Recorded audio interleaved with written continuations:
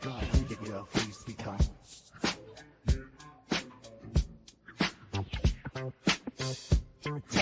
Texans, you. The girl, please be down.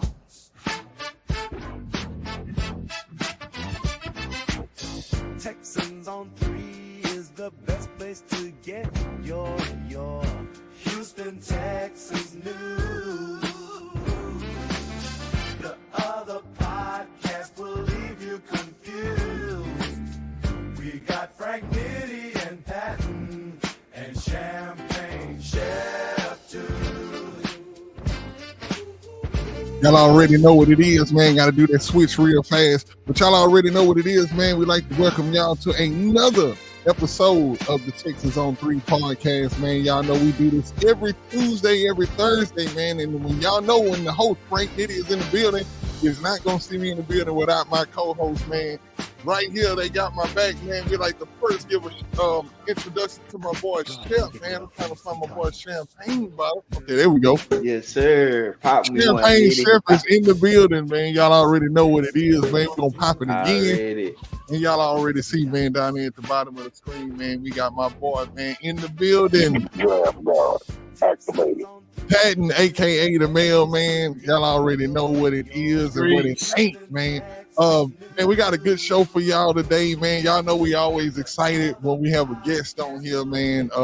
You know, the Texans community, pretty tight, man. And you know what I'm saying? We got some people that staples in this thing, man. It's been putting it down, you know, even before we got on the scene. You know what I'm saying? These are the brothers that's been holding it down and giving you that good Texans content, man, when that's what we were starving for, man. But none other, I mean, without delay, man, I want to introduce to y'all, man, AD, man, from H-Town Rundown, man. Let's introduce them boy and bring them in, man, with a proper applause, man.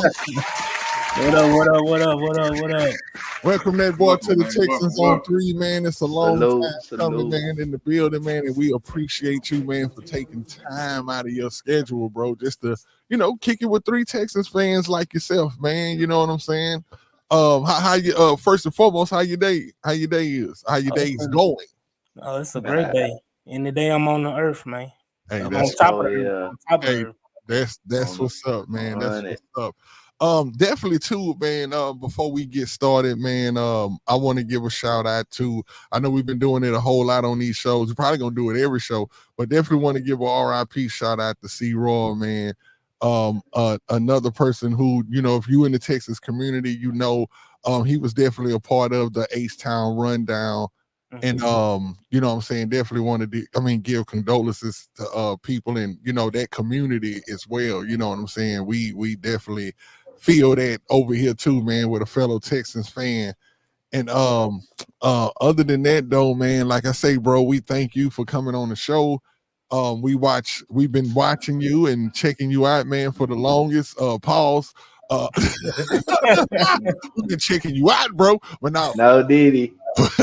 now, other than that, though, man, like I say, I remember at the Texans, what was that? The State of the Texans, and you did the little interview segment with Patton, man. He was looking like a deer in the head, you know, like out there ball off guard like a mug, man. But God, bro. Other than that, though, like it's good to have you on the show, man. Anything, you know, to guess, y'all want to bring anything? Hold on, see that day when I met my first time meeting, you know what I'm saying? Meet him, Larry. I didn't meet Stresses, but he didn't see me, but Stresses was sitting in front of me, and I was next to Ruben. You know what I'm saying? But yeah, after I left, I couldn't find my car, bro. Oh man, I couldn't find my car, bro. I'm pressing the button, the horn. I had to pop the trunk. Oh. Say, man, hey, everything all good, bro. Salute to you, AD, bro. It's real for having you on the show, like my boy Nitty said. And one thing I did notice, man, all 3 of y'all got glasses on. I should have worn some glasses today. You know what I'm saying? That make the whole. The only one without the specs on, man. The only one without the specs, man. I don't know. Theirs might actually be real. I ain't gonna lie. Mine are real. Hey, these flashing like a bug right now. Really? But man, we got a question that we pretty much been bringing to all our guests when they come on, right? what we do is we try to find out, hey, what's happening, stressing? My brother, my albino Caucasian brother. Salute. Hey, what we always, what we try to ask is, off the top of your memory right now, what is your favorite Texans win and your worst Texans loss? All right. So before I answer, I do want to say I want to thank y'all for blessing and allowing me to join this podcast and spitball with y'all, man. Oh man, we thank you, bro. Yeah, we thank you, man. So I think the best win is probably going to be that first playoff win against the Bengals. Long time coming. Yeah, long time coming. It's either that or the other game against the Bengals earlier that year for us to clinch a playoff spot. It's one of those two. Mm-hmm. Shout out to my boy Lawrence Vickers, who was, the fullback on the team. Oh, most definitely. That's Fitboy. Hey, that's Fitboy pride. Hey, man. Y'all get me started on Fitboy. The worst loss. I mean, it should be everybody's loss. Is the Kansas City loss. It's the roller coaster of emotions. You getting so high up, thinking you about to take down the Chiefs. You thought you was going to the championship game, didn't you? Man, I'm telling you, thought we was about to take it off. You booked the tickets, man. You thought you was. Look, I ain't gonna lie. That first quarter, I was like, "Oh, it's a wrap." It's a wrap, bro. I'm talking about. I'm normally a type of person where I didn't seen this type of thing happen, so I normally try to hold back. Like, hold on, let me wait. I was a Houston Oilers fan, so I know how you can look like you about to win and something else happen. So I was trying to hold back, but I'm not gonna lie, AD, I was the same way. After that first quarter, I was like, "There's no way."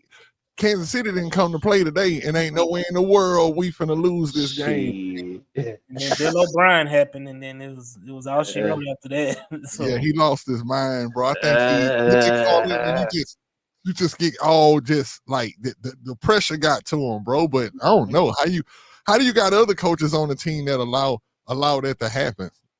But how many games did Bill O'Brien last after that, though? Like, about 4 games before they fired him the next year? 4 years, get your ass up out of here. But bye-bye. So, man, we're going to go into what we would actually, if y'all read in the title of the show, we are trimming the meat early, you know what I'm saying, with a big pause at the end. Because what we're going to do is talk about, because it's two sides to this coin, right? We got before training camp, before a lot of pads and stuff get put on, before we actually, those boys hit the gridiron, that we actually get to sit back and see on paper who may not make the roster. And, we're going to let Patton kind of take control of this one today, because he's got the positions and everybody lined up. So as you run the positions down, man, we'll just go with it. So where you want to start with, Patton? What position are we starting at? Well, as a former lineman myself, I gotta get a line. Here you go. No titty. Let's go. As a former lineman, man, I gotta get start with the O-line, bro. I gotta get a Hogs love. Mm-hmm. We got, as of right now, and they got them registered as center and guard.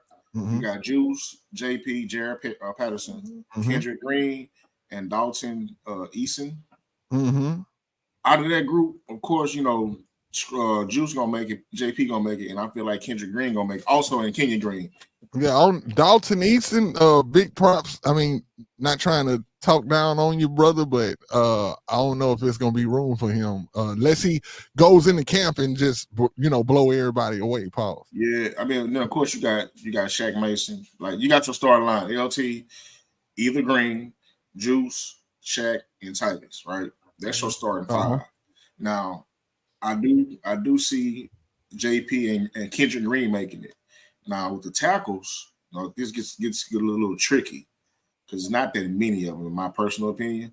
But you got Blake Fisher, the backup, Charlie Hick, on why he's still on the team, David Sharp, Dalen Thomas. Out of those group, man, if I have to pick right now, man, my boy. How can I forget my boy Henderson, bro? But you, come on, Jesus. Exactly. You getting the UM picked up. It was me, you, him. Let me take this shirt off before Michigan shirt on, man. But see, the thing with Henderson, even though they have him registered as a guard, he can play tackle too. I look for Henderson to truly take Charlie Hick's spot as a swing tackle, even though as a rookie. Okay. But I will say this though, I don't see. So how many tackles? No. We got technical difficulties. There you go.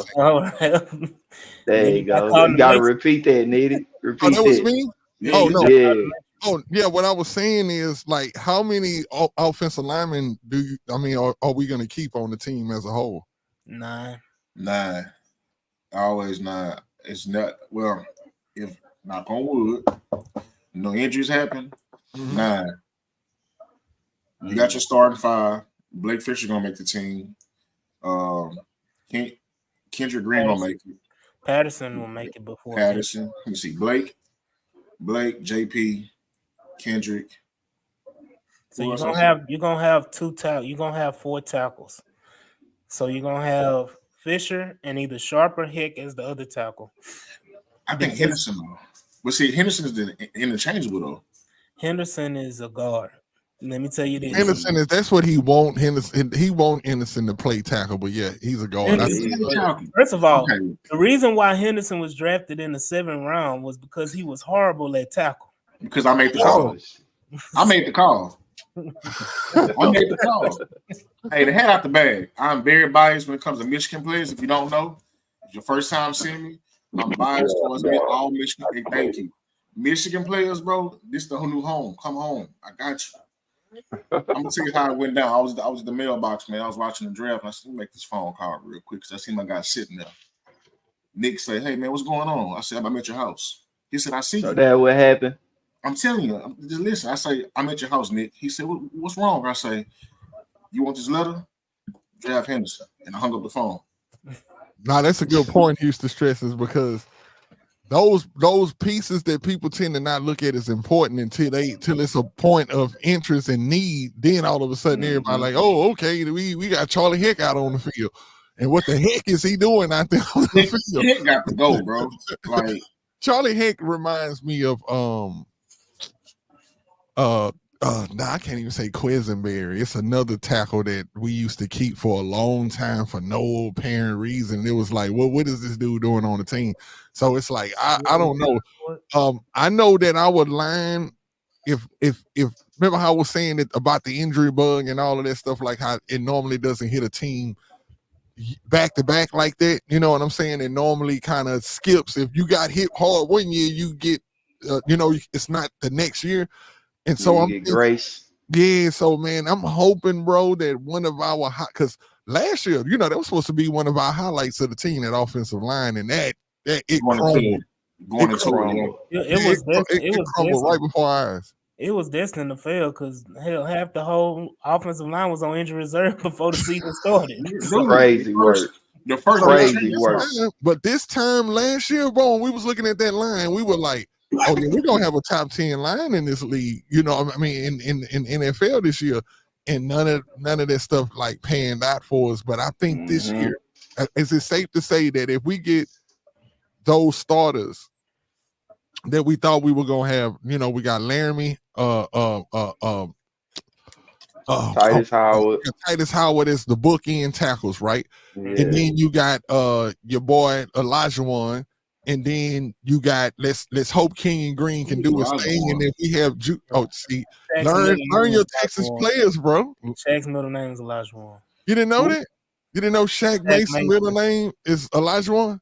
I did not know that shit. Hey, you learn something new when you watch Texans on 3. Yeah, you know 3, man. I didn't know that, bro. No, but yeah, that's Elijah. I can imagine what that sounded like to somebody who didn't know that though. Like dude, this is real time. I'm like Elijah One on. No, bro, not as. Hey, we here, Frank. We here. There we go, bro. I know what you're doing. Shit, bro. And if we get the Kenyon Green that I think that we get, and I saw Kenyon Green out there in that sand, y'all. I don't know if y'all saw that video, bro, but I ain't seen him in the sand before. That's all I'm saying. That's good for O-liner, bro. The man's in the sand, and he's looking like, bro, the best. Hold on, yeah, I ain't gonna lie, George Fant. And I remember, see, if you a Texas fan, you remember the first time you heard George Fant's name, right? And do y'all remember the potential when we potentially could have got George Fant like early in his career? And that's when we lost Dwayne Brown. He was actually supposed to be in the trade, but some kind of way they didn't put him in the trade. You know what I'm saying? But yeah. When we got him, I was glad that he finally made it to the Texans. But yeah, he played his butt off, man. I actually didn't want to see him go. But when you see somebody play like that, you know, other teams just start scrambling and trying to grab. They weren't gonna pay him starter money, man. That's what he was looking for. He played his ass off though. Huh? He played his ass off though. Oh yeah, he played. He was looking for a contract. Yeah, I played my ass off too. I mean, since we talking about O-lines, man, what do y'all pictures like without any injuries or anything like that? Where y'all picture our O-line finishing at? Is it the top 5? Is it the top 10? You know what I'm saying? I think without any injuries and everybody playing. So top 10 only because of the young, like the age, you know, the youngness of youngness, not even a word, but the young guys of Kenyon Green and Juice Scruggs. Yeah. I'm still trying to figure it out. And then also, we're not going to be, if those guys aren't on the line starting, and you got, let's say, Patterson and Kendrick Green or Patterson and somebody else starting at guard, our run game is not going to be great at all. So that, because you don't have legitimate run blockers as your tackles. Ooh, that's how you feel? No. That's the truth. I agree. LT is not the best run blocker. Neither is Titus. No, that ain't his forte. So neither is Titus Howard. They are not run blocking tackles. They are pass blocking tackles. And, you know, I just think that run game will suffer, which will cause the line grade to kind of dip. So, man, I hope y'all not right about what y'all saying, right? I was gonna put quotations around that, dude. But if I could tell what type of line we'll have once I see how our running game is, because I'm not really worried about the passing game, because I know what CJ gonna do. He can at least release it quick enough to not get sacked. You know what I mean? So I don't know. But look, Shep, that's why it's so important for Kenyon Green to be who he's supposed to be. Because he's a mauler. Like people don't want to talk about it. They say, "Oh, Kenyon Green was bad his rookie year, this and that." He was very good in the run game. He was bad in pass blocking, but he was very good in the run game. If you go check out the Eagles game, that Thursday night football game, Kenyon Green blocked his ass off in the run game. Okay, against Javon Hargrave and all that stuff like that. Oh yeah, and them some dogs. Yeah, like he had a very good game. Then you go down later on in the year against the Cowboys. He was very good in that game as well towards the end of the year. Like he's had multiple games. He just went through a string where you had Davis Mills, your quarterback, who didn't know what the hell he was doing, and you going against Deron Payne, Jonathan Allen, you know, what's the guy from the Giants, Jeffrey Simmons from the Titans, like all in like 5 straight games. Leonard Williams and all those guys, like went through a gauntlet. Yeah, went through a gauntlet, and he was on, like I said, on the H-Time run now. He was literally on an island by himself. Larry Thompson wasn't coming to help him at all. He said, "You got it. I don't want none of it." They say you big dog, man. You got to prove it. That's what he said. That's what Larry Thompson say. Hey, go out there and prove it. But I think going against those players is kind of like what injured him early. And I think what we started to see was a Kenyon, not 100%. And I think this year that's what we're gonna get, bro. And I agree with you on that with AD. I think if if we get the Kenyon Green that we supposed to, that's gonna be massive for the O-line, because we do need maulers, man. I mean, Shaq is good. Shaq didn't held it down. I mean, even when he was over there with the Buccaneers, but we just need, man. And as far as the center go, like I really liked what I saw in Patterson, right? Which actually I wouldn't even mind seeing Patterson at center and maybe Juice Scruggs over there if Kenyon didn't pan out right. But I just think that if we just go ahead and like I said, if we go with what we just said, right? Tunsil, Green, Juice Scruggs, Juice. Elijah and Howard, bro. I just really think that we got a chance to be top 15, maybe top 10. Top 10 because what you look at is our team, like the way that you would have to finesse an O-line where your tackles is kind of like what you said, how they are. And you got a quarterback that's just this lights out like CJ is, then you can use that to a strategy in a sense, because if we're gonna be killing you on the pass anyway, then you don't know when the run is coming. So you're not really able to just pin your ears back for the run. So I think we're gonna kind of have an advantage in that some kind of way though. But I do agree with what y'all saying though. I want to answer this though. Now it's on my mind. If we are going to be very good at running the ball, it's going to have to be between up the middle. It's going to have to be, and if they decide to run the ball to the outside, you're going to have Jaws running the ball. But you know who runs that ball like that in the middle like that pretty good off tackle? Joe Mixon. Yeah. When I was looking at Mixon, highlights, bro. The way he runs off of that guard, bro, it's elite. It's elite, bro. Like that's I mean, on paper, Nitty and everybody, just like how y'all said, man, that lineup right there, we was able to get that lineup and keep them healthy, man. I see a top 10 at the minimum. Yeah. At minimum, top 10. We too many athletes up front for it not to be a top 10. You know what I mean? Right. Yeah, and like I say, when you playing against a quarterback like CJ, you not supposed to be sitting back just like, hey, I'm gonna play the run. Yeah. Like now you got to sit back a little bit. Or you know what I'm saying? You got to think. At least this team I had you thinking, like where we can end up being balanced or whatever. But next position though, what's the next position you got for us? This is gonna be very easy. It's only two guys, fullback, Andrew Beck or Troy Harrison. Hey. You can go first, AD. What you say? Who you thinking? Now one of them. Damn. Now one of them. I said the same thing, but I want to see who you said. I think they're going to use a variation of players. 1 second. In the fullback role. Okay. I think they're gonna use Brevin Jordan in that role. I think they're gonna use Skoronski in that role. Beck, unless Beck has just like a total turnaround in his game, I don't see him making it out of camp. Andrew Beck now, I do want to say this. I do want to say this about Andrew Beck. Andrew Beck played tight end damn near the whole year last year. He was listed at fullback, but played tight end. He was H-back. He was H-back, but he was lined up at tight end on the line majority of the time he was in the game. A lot of times that was because they don't really trust him as far as blocking go. And then Brevin Jordan didn't really break out until like towards the latter part of the season. It's two things too.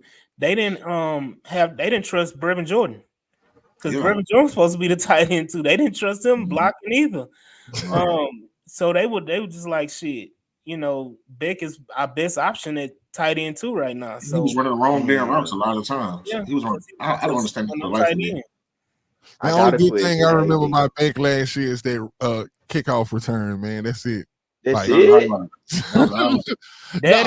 Serious, bro. Touchdown. Didn't he catch a touchdown? Touchdown against the Colts. That's it.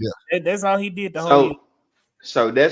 So my question is, y'all don't. So Beck is not gonna make the team. That's what you said, AD. He's a guy that could get cut. I don't believe he's gonna make it. One, because of money. Like I was just about to say, he's one of the highest paid fullbacks in the NFL. Money wise, and if they cut him, they gain like $2 or $3 million in cap. So I understand we got Stoven, but that's the reason why.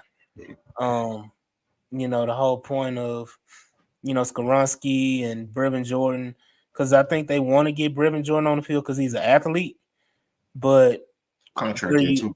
Yeah, and where you gonna put him? Because he's not beating out Stover for tight end too, and you're not about to put 3 tight ends out there in a heavy set like that. Maybe. I got one for you. Yours, yeah. Okay. I got one for you. And me and Nitty was talking about this earlier. Troy Harrison. The reason why I'm betting on him is because they DP, the Damian Pierce rookie season, he was putting the hats on people, bro. Like he was like really moving people around, opening holes for him. And I know, like Stress alluded to earlier, that zone scheme takes the average lineman that's not used to that at least 2 seasons. And this team collectively, O-line wise, is going into year 2. So is the running back, him, Pierce. I feel like given a chance, and we're gonna see come preseason. Mm-hmm. If I had to bet my money, I would bet my money on Troy Harrison making the team as fullback. Now, however, if neither one of those guys make it, then the guy we traded for from the Rams, Slow, he would be your Swiss Army knife. Scrawny. I say this, bro. Troy Harrison, bro, is a liability, and I'm gonna tell you why. It's because of CJ Stroud, bro. When you got a quarterback that's really that's into getting the ball to the open player, meaning if it's the fullback in the flat, hey, I might throw the ball out there. We need you to catch that like 101 out of 100 times. You get what I'm saying? Like we need you to catch this ball. And Harrison, I just feel like is a liability in that area, bro. Like I feel like he could end up in a situation where, like, and I hate to say this though, because this is my dog, but I'm only saying this because we gave him a shout out at the beginning of the show.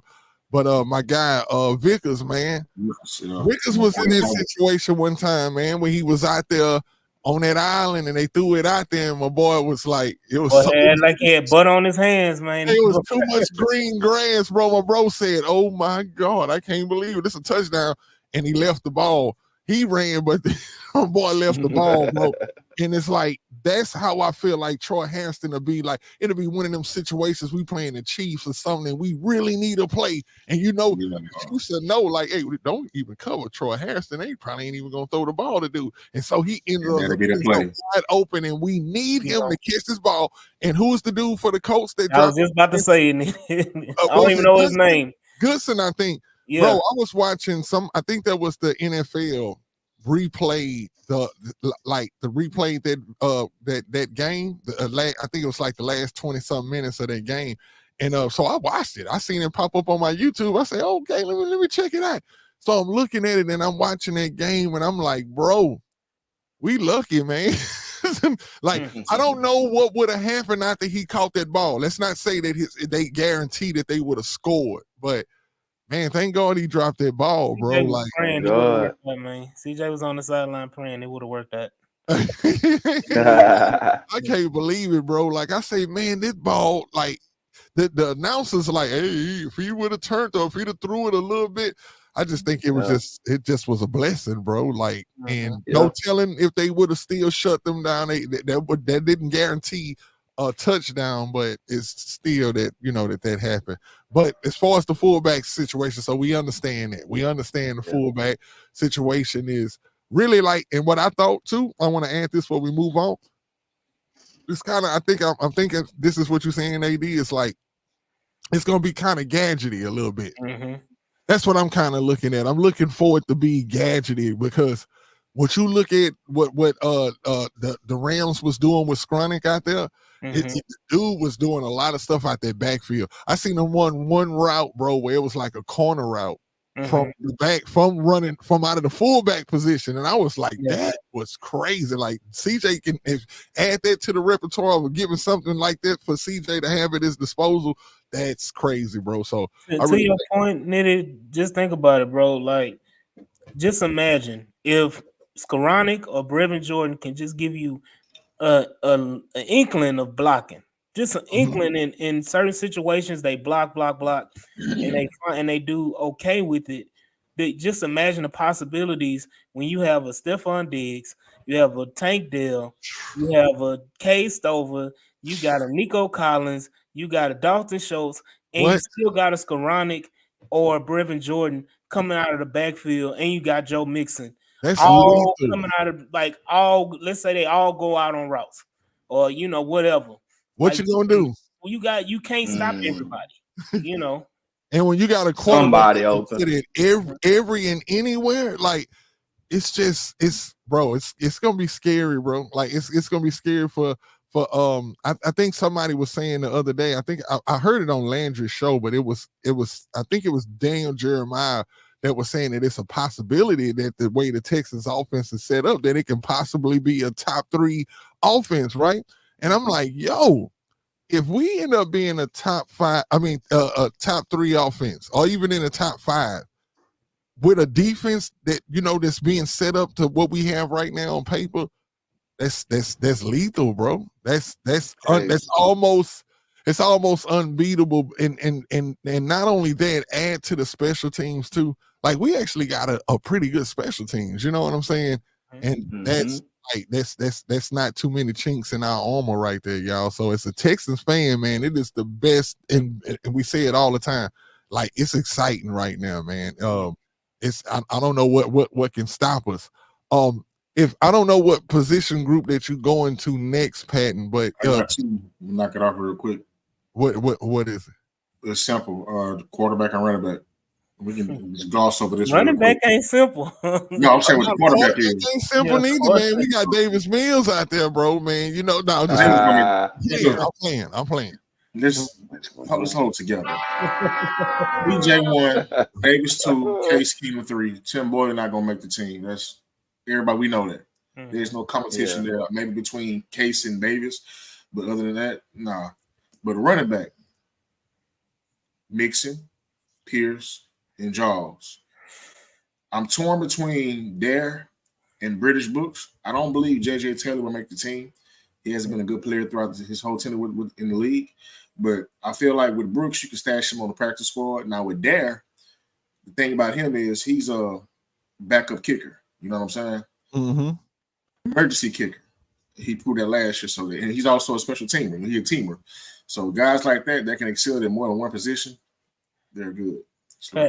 Chad, let me say this.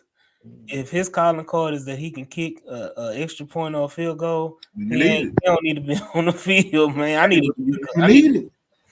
Hey, look, I'm not gonna lie. I said, are you talking about what's the name? Dari. You can't beat. Look, you don't think we need that AD? No, you don't race the roster spot. I'm not waste the roster spot for that though, bro. Yeah. Like that's why you have a kick on practice squad and all of this stuff. Like that's why you have punters who are ambidextrous who can kick and punt. We had one. We had one years ago. You remember Chris Boswell? Yeah. He was the first one that I can remember that could kick and punt. Right. And now he's in Pittsburgh, I believe. Yeah, he's in Pittsburgh. So, he got beat up by Brett Hartman, the guy we had. Brett Hartman, remember Brett? Yeah, but Boswell was the kicker over there though.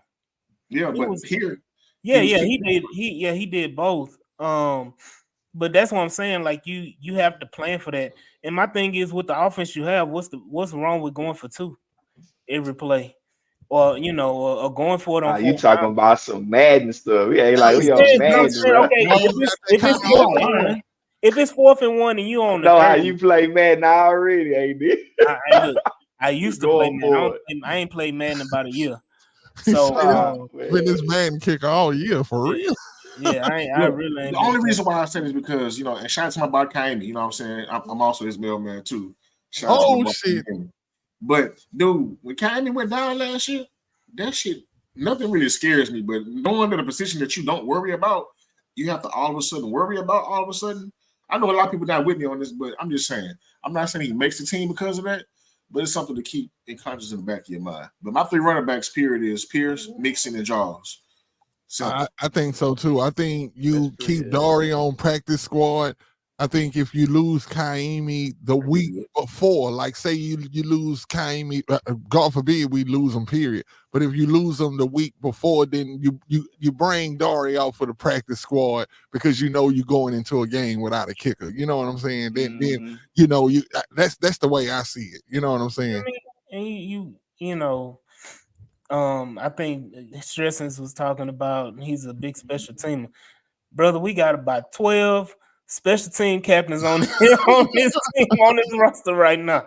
We good. We good on special teams, man. Hey, man, like I say, I just don't think that we waste a spot on that because, and I like Dar, but Dar is one of those. And see, you know, if y'all been watching the show, y'all know that, you know, I tend to split my decisions and my opinions in two places, where it's with the mind and with the heart. And see, with the heart, you would want to say, yeah, man, Darden, you know, kicked then came through in the clutch for us in a lot of situations. And you would say, yeah, man, I would want him to be on the team, on the roster. But when you thinking from your mind standpoint and how we have to be strategic and we trying to win games, bro, that's just, man, tell it chill out. But GG want Ogumawale on the team, man. GG say for the most part. I think we put him on practice squad, bro, and you know, we just take it from there, bro, because and I know we haven't seen Jaws play yet, but I'm pretty sure we've all watched his highlights, right? Mm-hmm.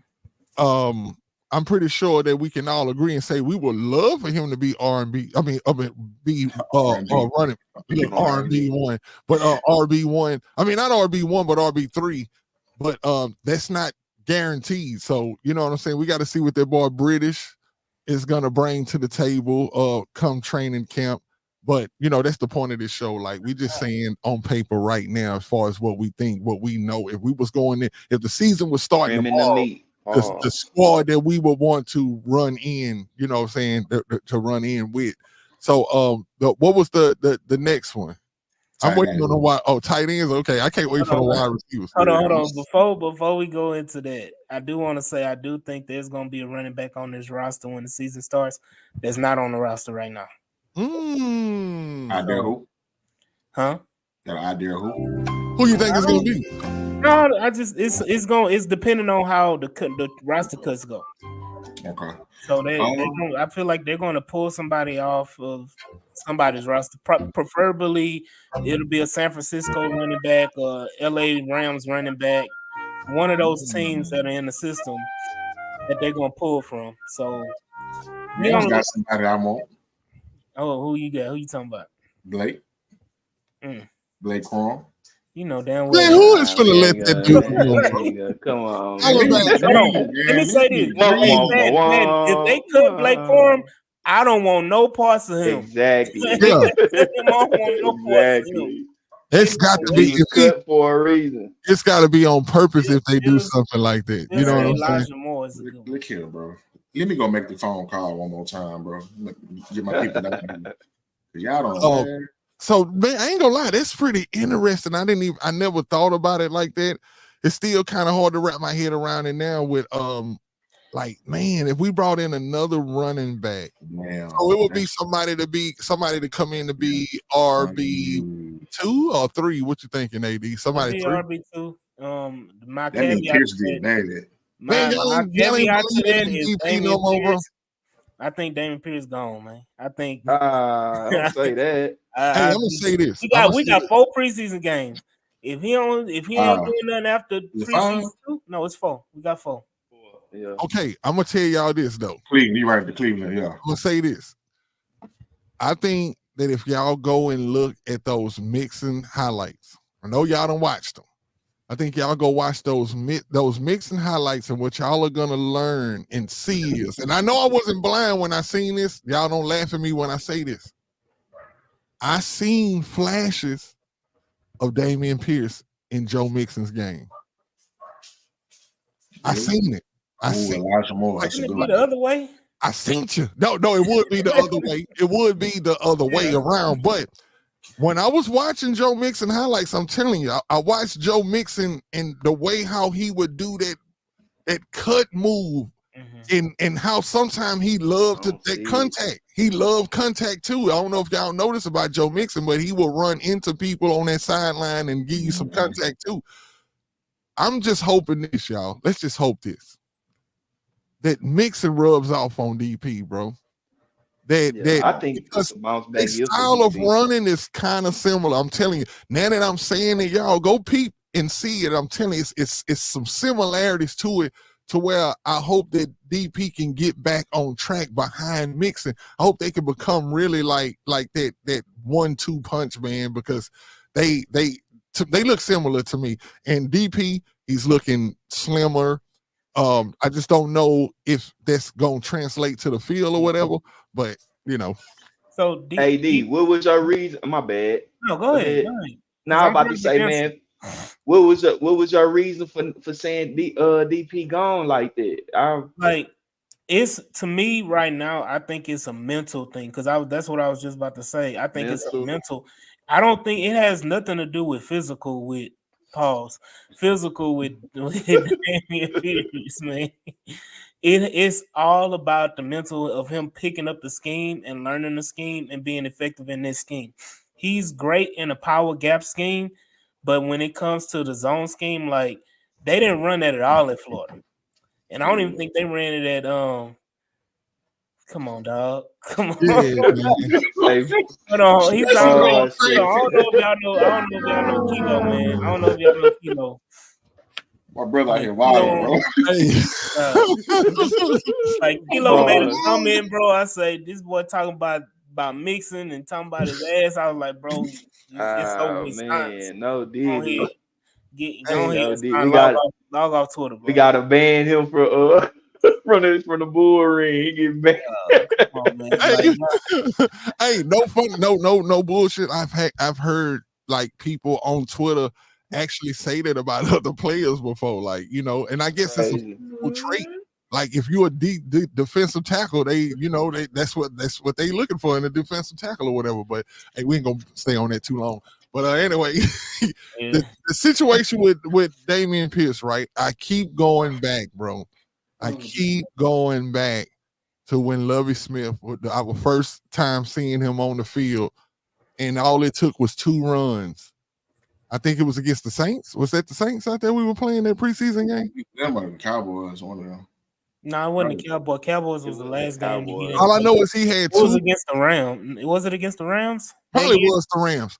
He had 2 carries. And if y'all notice, after them 2 carries, everybody as a consensus said, hey, sit your hands down. You good until the season starts. That was a problem. Shout out, rest in peace, Chris Roy, C-Roy. He was so pissed off that they sat up there and benched him like he was a starter, a 4th round running back, played 2 preseason games, and he deserved to be, treated like a veteran. Hell no. His rookie year was crazy. Man, I was so at awe of Damian Pierce's rookie year, bro. But look, I was feeling like once he was always gonna be a top running back, top 3 in the league. That's what I saw as rookie. Once they let him loose, he actually did what. Like, that's the first thing I noticed. They sat him in the preseason, but soon as they started him in the game for real, it was right back to what we saw. You know what I'm saying? Yeah. And so I'm like, bro, I think we got us one, right? Me too. And I'm totally confused, and I'm pretty sure I could speak on this for about 30 minutes. I'm just real confused as to what happened.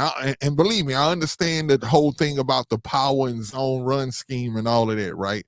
But you don't try to fit a triangle into a square peg, right? So what I don't understand is if DP only runs good in power, right? Then why were they trying to do that so many times with him, with running him in the zone scheme? Why were they doing it so much? If that's not where he's at, you're not being Bill Belichick at the moment, because that's one thing I can say Bill Belichick did was put you where you were going to shine. The best thing you know how to do, that's the position he was going to put you in. Pause. I think it was due to inexperience on Slowick's part. Slowick being the first time OC, and trying to figure it out and trying to give Damian Pierce as much of a chance as he possibly could without being detrimental to the team success. And that's why you saw when he got injured, it was just like, okay, thank you. Not saying that, happy he got injured, but thank you he got injured, because it allowed us to put somebody that can run the zone scheme better Man, he okay, he's talking about last year. I'm about to say his rookie year when he got hurt, man. I was kind of glad we set him down. I wanted to say because I thought he was going to be a cornerstone piece in the Texans organization after that rookie year. Yeah, that's how good he was to me. I was like, hey, bro, Pierce finna be the next goddamn Foster. I got a question. That's what I was thinking. I got a question for you, though. What else did we have on that offense with Davis Mills playing quarterback? That was it. That was it. But listen, okay, all right. So if y'all saying that was it, for him, for everybody else to know that he still was the only person that we had on the team, and for him to be running that field like that, that's why I thought that he was going to be a catalyst on this team, bro. Y'all can't go look at a Dameon Pierce rookie season and not say, damn, bro, that's probably one of the livest top 3 running backs in the league after watching it. No, I did. I thought we had. You remember I put it in the chat, right? You remember I put that in the chat? Hey, I was like, bro. Started this show last year, y'all really be mad at me right now, bro, because I was calling the dude the future Emmitt Smith, bro. Oh man, bro. No, I heard you say earlier. I went ham on motherfuckers talking about Dameon Pierce and Aaron Foster. I said, ain't no way in here. Bro, y'all watching Dameon Pierce ain't gonna say Aaron Foster in the same sentence. Bro. In the same sentence, man. It's a different style. It's most definitely a different style. I was just saying, like, he could be one of those running backs like we had. You know what I'm saying? Foster, like the biggest fear is that Dameon Pierce is Steve Slate. Way slower. Man, that's one of my favorite running backs in Texas. And the only reason, right? And I love Steve Slate. I thought Steve Slayton was about to be bananas after that rookie year. Marshall Faulk fell off. I thought he was gonna be Marshall Faulk. Yeah. But that's my biggest fear for Pierce is that he ends up being, Steve Slayton had that great rookie year, and everything worked out perfect. And Aaron Foster is HEB. Dameon Pierce is full time. Damn, bro. Dameon Pierce got at least be. Dang, bro. You said full time, bro. Futurama or full time? Hold on, Futurama. Full time, bro. He full time, bro. Damn, bro. You might be right though. A grocery store with a frozen food is expired. Let's be real. Like you might be right because, like I say, is he Minty speaking from the heart, bro. I like DP. I like DP. Pause. Golly, I'm really saying that I like DP. No, Diddy. Pause. I like Dameon Pierce, right? And what I realize is that a lot of the times, especially in this case, I'm looking at it from the heart. And dude got a great attitude. His personality is. I love that for the locker room. I think you got to have a guy like that. But y'all know at the end of the day, it's about business. You know what I'm saying? It's business. If you are not performing, then you got to sit down because there's some times, bro, where I was so pissed off at Dameon Pierce last year, bro. I was like, bro. He was hurt. He wasn't getting enough carries. No, bro, he was acting like he was like they wasn't calling the plays for him or something, bro. Like he was running the wrong directions. You running for contact. That's cool. Man. He was Stevie Wonder. Let's say this and then we're gonna move on. That boy was blind. When you let people build you up and tell you, hey, you won angry runs of the year and you smack and smash everybody, and then you literally think like that's gonna be your claim to fame, like that's what I'm gonna be, like this the WWF, like I'm gonna just run into people. That's what people want to see me do. That's what people want to see Dameon Pierce do. No, bro, we want to see you score touchdowns. That's what he took a kick return to the house. Man, I'm on the Dameon Pierce bandwagon. I'm on the bandwagon, bro. This is his last chance, bro. Pierce, come back. I'm rocking with you, Pierce. They say they want to cut you, Pierce. I'm rocking with you, bro. But okay, look, are we to the wide receivers yet? You might as well get there. Come on, skip tight end. Tight end is easy too. So wide receiver. So wide receiver, we already know who. We know who the big three is, right? It was just Big Me. Come on. Okay, look, we all know that we got Diggs. They not like us. We got Nico, We got Tank. Do y'all want to actually try to order them? Y'all want to actually order them? Y'all don't think? No, because that's going to be a whole nother 15, 20 minutes. Yeah. Okay. Yeah, so look, we know we got them 3 right there. Who's wide receiver 4, AD? Wide receiver 4 is John Mitchell. Yeah. Easy.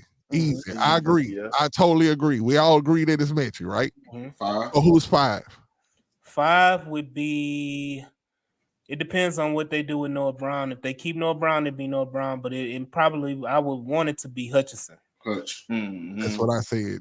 I'm in full agreement with you. That's what I said. I had Mitchie and Hutch at 4 and 5, and I had y'all don't kill me again for special teams, but I had Sims at 6. I like Sims. I think Sims. I had a hot take earlier, and people disagree. Sims is gonna make this roster. I love Sims, bro. Yeah, I think he is too. We was talking about Sims earlier because he was talking about Johnny Johnson wasn't gonna win. I mean, wasn't gonna make the team. Johnson not gonna make the team. And I told him Jerry Wayne, but Jerry Wayne have been a practice squad. I thought Johnny Johnson was what Johnny Johnson. I liked him. Johnny Johnson the third. I'm a third. I like the third, and I wanted to see him because the type of wide receiver he is, that short wide receiver, stocky kind of. But Sims 6'1", he ain't short. Sims come in and hold on, Johnny look short. You know how they say some people play fast, but walk. Run bigger than what they are. Yeah. This dude tall but play small than a like that. Johnny Johnson do not look like 6'1". Am I tripping? Did you think he's 6'1", AD, when you see him out there on the field? No, I thought he was like 5'10", 5'11", or something. That's like what that. he looked like. His body type. He been on the team for the whole Nick Casario era, huh? 3 years. Damn. I don't know why he's still on the team, but I know that once I saw Sims and his skill set, especially running that kickoff return back, I'm like, that's the guy. That's Johnny. Johnny got a replacement right there. But he has been here, like y'all saying. I don't know why, but maybe they'll keep him around just to have an extra body on camp. So how many wide receivers y'all say they keeping? 5 or 6? 6. I say 6. If we go with what AD was saying earlier, cutting both the fullbacks, then Slow would be that extra tight end, extra receiver, and fullback. Yeah, and honestly, they probably could hold 7, and then would they be willing to run with 2 quarterbacks and let Case go? Actually, hold on. The rule is you get to have 3. The third guy, he's the emergency guy. Right, but he don't count as a roster spot. No, he does. Yes, he does. That emergency quarterback rule is only for game day. Yeah, game day. I got you. Yeah, so now count as a roster spot. Stress is tripping. Stress is wild, bro. Okay. So we kind of know where how that goes down. Now as far as the defense, right? And I know we can brush through this kind of fast but not too fast, but let's start with the corners, right? We know that normally a team keeps 5 corners? At least 5. About 5 like that, right? So we know we got Stingley. We know that we know that. I mean, are we looking at both of the vets to make it as far as Okuda and Henderson? I think they make it because of them being veterans. You don't really have anybody else in that cornerback room that has any semblance of being veterans or had major playing time. So you don't want too many inexperienced guys. We saw what happened in that Cleveland regular season game when you up there putting a whole bunch of guys that never touched the field out on corner. You end up getting burnt for 200 and damn near 300 yards receiving. That was horrible. Crazy. I was at that game too. I was at the game in the stadium. But I thought that was like before I went and sat down in my seat, Amari Cooper 80 yards. I was like, man, what's going on, bro? Can that year be the last year that players come to Houston and have record-breaking games? Like, I'm pretty sure a lot of across the league, when you look at these top players' best game of their career, it's always going to be against the Texans. It's always going to be everybody Hall of Fame highlights. Look, Desmond Ritter. Desmond Ritter had the career game of his life. Had the game Crazy. against the Texans, and we lost to him. That's crazy. Hey, that was And we defense lost. fault, though. I ain't gonna lie. That was the defense. CJ and them did what they needed to do, bro. CJ won the game. CJ had all they had to do was stop him. You had less than 2 minutes to stop him. That's when I knew we had a dog, bro, right there. I think it was that Atlanta game when I say this is not a fluke. Like you give this dude too much time. It's like Tom Brady. Like I used to know, like when it was the books for me. It was certain times when you knew look, there was 47 seconds left on that clock, bro.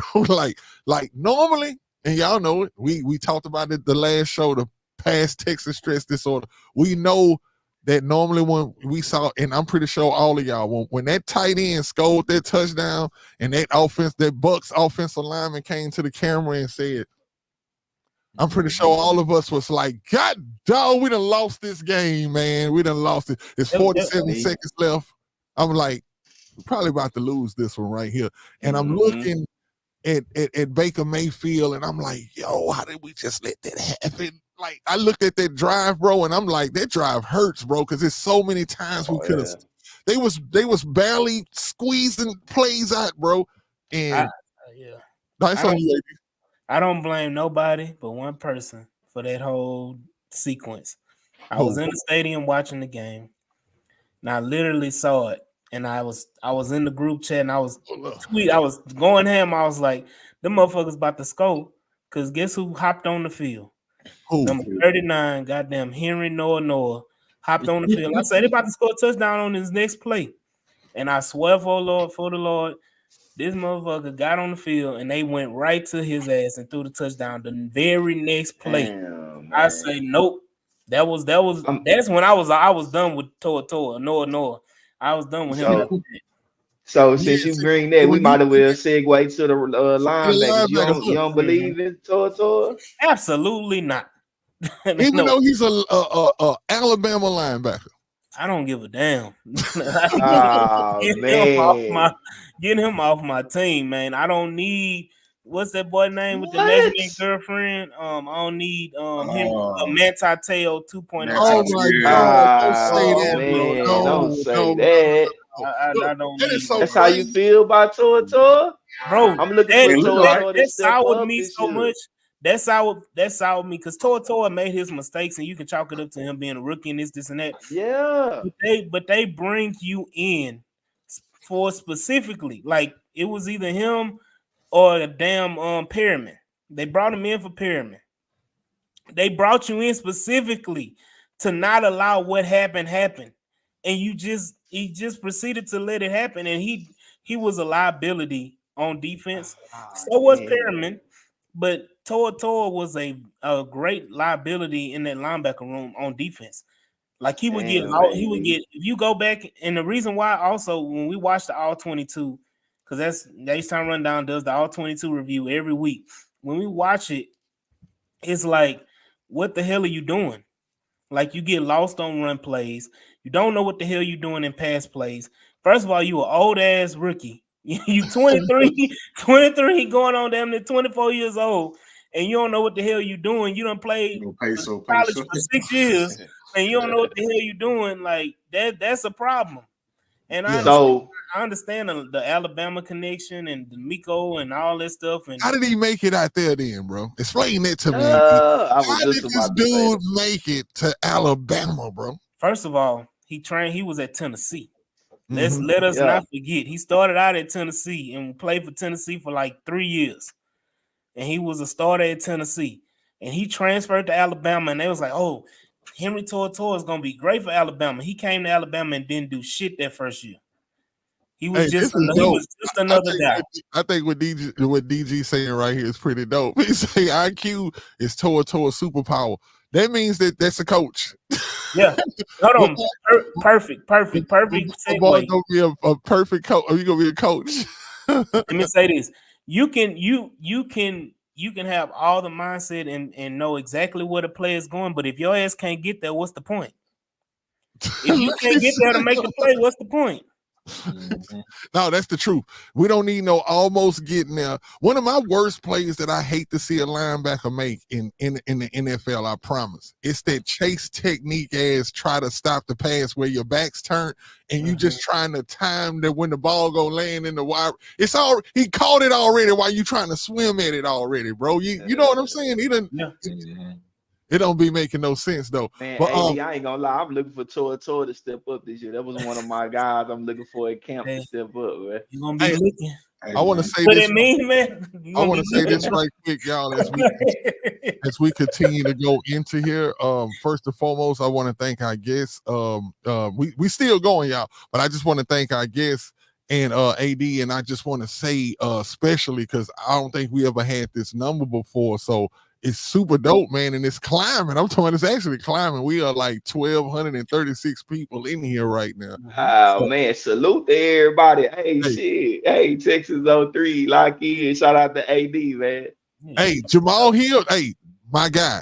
Jamal Hill is exactly a good substitute. I think he's one that's gonna get To'o up out of here.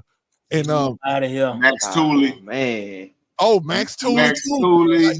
I think Toa can't make this team this year. The only way Toa makes this team is an assistant coach. Oh man, hey. I just think so, bro. I just think I got Henry stepping up this year, y'all. I really do. So y'all know the player that I really wanted in the draft, man, was Adrian Cooper. Yeah, that's what I wanted. We all did. Hey, AD, I ain't gonna lie though. I think for real, and I'm gonna remind you of this because I know we're gonna have you on the show again, bro. I think me and you gonna get proven wrong though for some reason. I just got a feling. I think we gonna. I got an open bid right now. I think we dodged one. Because believe me, I wanted Adrian. I wanted that dude too. But I think that when we see how it pans out, I think we're gonna wipe our foreheads and be like, I got an open bid right now that Adrian Cooper, I say he's going to outperform what the hell Henry Toa did his rookie year. Oh, of course, you're gonna win that bet easily. they trying to make it seem like Henry Toa was an effective player, like he really did, and put up some major stats. I mean, he tried. He tried. He wasn't Blake Cashman like Miko, Alabama boy. Miko will get him right. Look, that's what I was thinking, bro. That's what I was thinking. Then is he's Samoan, right?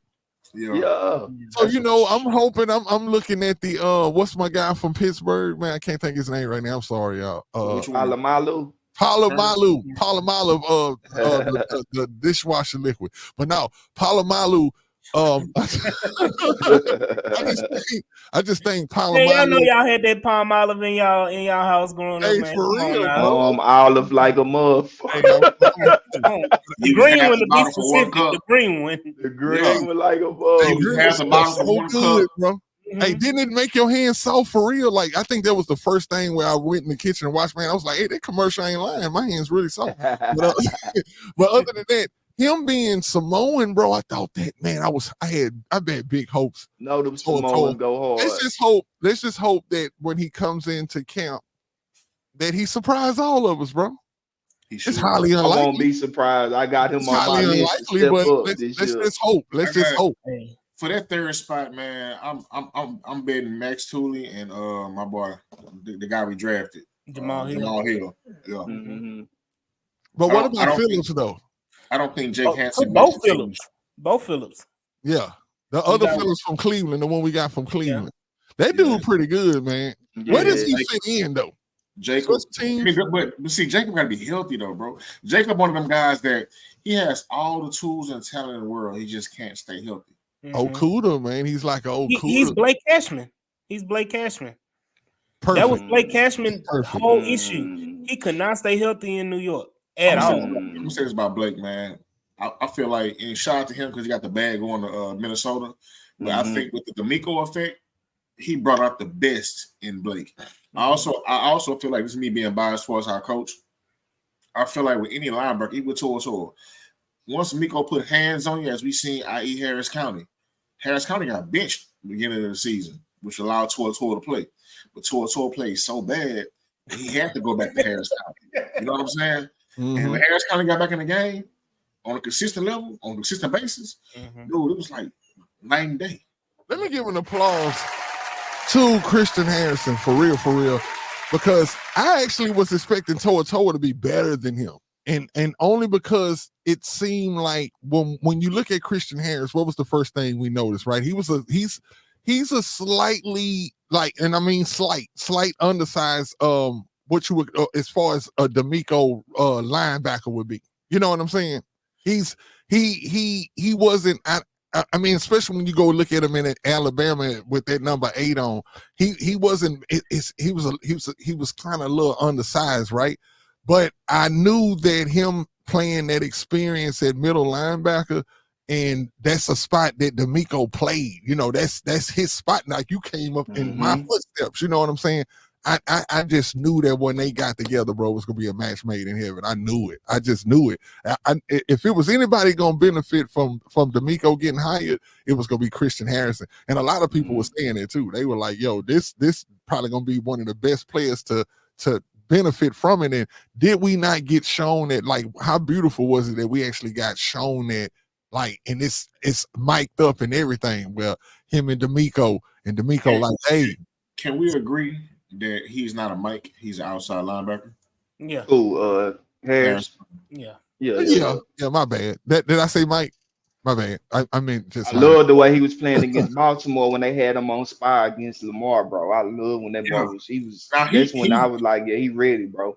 He's one of those fast linebackers, bro. Dude, fast, bro. He's the Mike when they go down, or when they go over that 4-2-5. He's the Mike then, but in a base 4-3, outside linebacker. Where we going next, y'all? To safeties or something? I guess we can run it. I guess we can. I guess safety will be our last position, probably, right? Yeah. Well, we got defensive line, but I mean, okay, yeah, we're in it on defensive line. So safety, boom, safety will be pretty easy too. Should be. Right now, we got 6 safeties. We got a rookie, Bullock, Brandon Hill, O-line, Eric Murray, Petrie, MJ Stewart, and Jimmy Ward. Brandon Hill, man, the big unknown. They stashed him, man. I don't care what nobody say. No bullshit. What you mean? What you think? What you mean by they stashed him? Like for a good purpose? They didn't want nobody to see him. For a good purpose, because he didn't even touch the field. He was on injury reserve before the season started, and never came off of it. He played a few snaps. Why you think they stashed him? He didn't play during the season. You think he got something? He may have something. The boy is fast. First of all, the boy is fast. He's one of the fastest players on the team right now. And so that's something that people don't really talk about. I think he has a lot of ability. If you go back and check out some of what he did in Pittsburgh, like he has a lot of ability and a lot of range to him too. He just didn't have the opportunity to play. I think he played in that first preseason game, and then he never played again. He was on injury reserve after that. He was a teamer on special teams against the Arizona game, and he was. When did he get on the field? Because he was on injury reserve. I'm reading it. He was elevated to the active roster ahead of the Week 11 versus Arizona, and he played snaps at safety and on special teams. Really? I did not see him on the field. He must have played one play. 36. Yeah. Damn. And he was also on the active roster when they played the Jets, but he didn't get in the game. I thought he was gone for the season, to be honest. Yeah. I think it's gonna come down between Eric Murray and MJ Stewart. I believe Lonnie gonna prove everybody wrong. The enigma that is Eric Murray. Whoa, man! I thought we'd be done with Eric Murray like 3 years ago. You don't like him? I think he's okay. I just think that first of all, he had that Bill O'Brien contract. Yeah, he signed that damn $7 million a year contract for 3 years, $27 million or some shit like that. It was something ridiculous. It was like $8 million for a backup. $9 million, yeah, for a backup. $9 million a year for a backup safety, and I was like, that just soured. To be honest, that soured a lot of Texan fans. You know, Bill O'Brien. Period. That whole Bill O'Brien, his GM experience. Right, and then after the contract, everybody like, okay, we got this bad contract. It's 3 years. Third year come around. Okay, we done with Eric Murray. Boom, Nick Caserio come in, extend him. And then it's like, bro, what like the cliche they always say, what kind of dirt do he got on the team and why they still got him on the team? Because it's funny, and I'm gonna say pause before I say this. Oh shit. I think that Eric Murray is just not a sexy player, man. Like it's not nothing sexy about him, bro. You know what I'm saying? Like, y'all know what I mean about when I use the word. Like, it's now, if he's out there doing his job, now we don't know the word around the team as far as like, hey, maybe he's just the man Johnny on the spot all the time, just doing his job. And sometimes it can look boring when you just doing your job. But I don't see nothing from Eric Murray. I don't remember an interception from dude. I don't remember a hit. You don't remember the fumbles and shit that he had? I remember Eric Murray making a couple of plays. That's why I say if we did stash somebody, I was thinking shit, we stashed Murray away. If anything, he's not a stashable player. Yeah, he's just a guy, man. Murray, actually, to be honest with you, Murray played better than Petrie in the very beginning of the season. I know it's an mistake. Look, I already said that Petrie is on the verge of not being on this team. Damn, AD, bro, you don't like nobody I like, man. Hold on, nobody I like. Hold on, before we got on, I told you I was gonna have some hot takes. I told y'all. Yeah, bro. No, you keep it real, bro. And I'm telling you, I feel the same way too, bro. I promise I'm piggybacking everything because it's bro, I'm not lying, bro. When it comes to games being on the line, I'm telling you, I watched some of Petrie highlights from last season, bro, and that it's inexcusable, bro. It's inexcusable for you to come in and be the player that you was as a rookie, right? And then you slip that hard, bro. Hey, look, I'm gonna have all y'all on the all 22. Cause I promise y'all, we watched this. It was so many times that Jalen Petrie will be lined up incorrectly. If you look at the play, you're supposed to be on the inside hash to prevent somebody coming across. Instead of you lining on the inside of the numbers, you line up on the far outside of the numbers towards the sideline, giving the whole middle of the field open. So if somebody goes and has an in-breaking route, now you're traveling 20, 30 yards just to catch them. And there's so many times also where he was just, when the ball was snapped, he would literally stand there for 2 seconds, flat-footed, don't move, nothing, and then trying to take off and recover and all this stuff. I'm like, bro, that's not how you play safety at all. I don't know. Stingley saved his butt in that Denver game, bro. That's what let me know, like, Stingley was the truth. That was supposed to be a touchdown. That was supposed to be a touchdown, and Stingley said, "Oh, hold up, let me." Got on his horse, yeah. Y'all down it, man. I'll three y'all down, Petrie. Yeah, I'm disappointed in him. Hey, man, look. That's how I feel about Damian Pierce. That's how I feel about Petrie. Like, you can't come out and perform like that on your rookie season and not go into the off season going crazy. People were trying to say you got snubbed for the Pro Bowl. Oh man, he got y'all new coaching staff, new plays. You know what I'm saying? New coaching staff, new plays, new calls, new signals. Man, let them work into it. Give Damian a chance. Give Petrie a chance, bro. I know they talented. I know what they can do, bro. Let's give them a chance. Hey, Brandon, I want to say this. This is what Brandon put up here. I wasn't a fan of Kyle Hamilton like that, bro. I didn't like Kyle Hamilton either. He disappointed me too. I thought he was gonna be better than what he was, but I think he's okay, but he ain't just like, oh my God. Like, I think him being in that Baltimore Ravens defense amplifies what he's doing, but I don't think he's all that in the bag of chips anyway. It's a legacy he has to live up to being over there. So what would give y'all? Oh, you talking about? I like him.